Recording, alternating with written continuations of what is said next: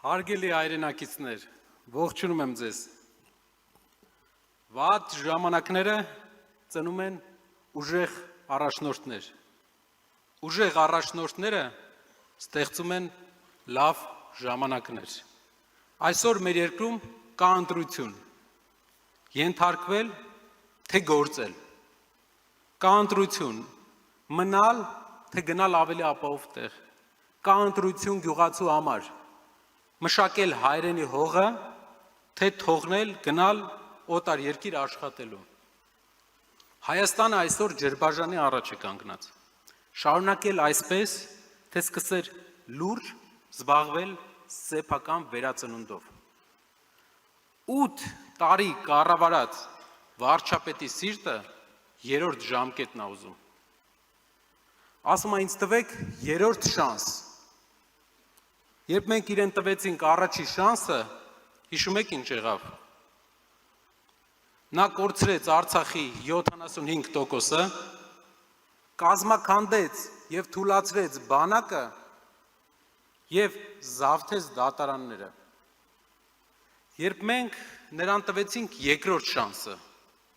21 թվականին, վերջնականապես Արցախը կործանեց։ Սկսեց իր թիմով հարստանալ, բռնաճնշումներ գործադրել, սարքեց մի քանի դպրոց ու օրը 300 անգամ թմկարեց դրա մասին։ Ամեն մեկիս ընտանիքի վրա վերցրեց $10,000 վարկ, պետական վարկ։ Գյուղատնտեսությունը անկման տանելով, մարդու իրավունքները սարքեց ՔՊ-ի մենաշնորհը և սկսեց բացել Սյունիքի դարպասները։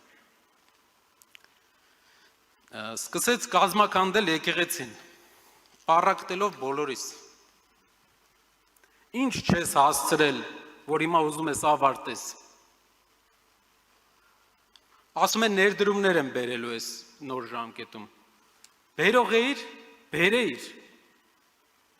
8 տարի մենակ հույս էիր բերում վաճառում մեր վրա։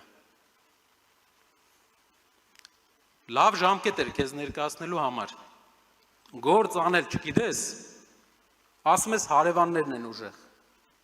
Հարևանները նույնն են, դու ես թույլ։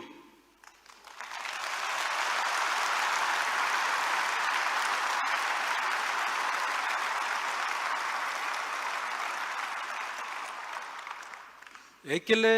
երրորդ ժամկետ է ուզում։ Հարգելի հայրենակիցներ, ամեն անգամ,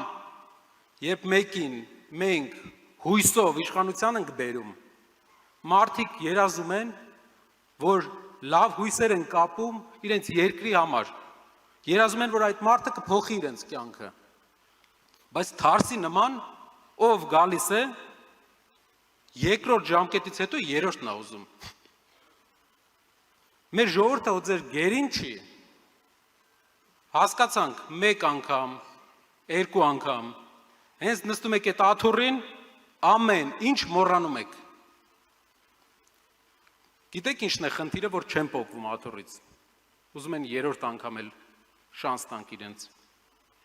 Սովը, հարգելի հայրենակիցներ, այս մարդիկ սոված են,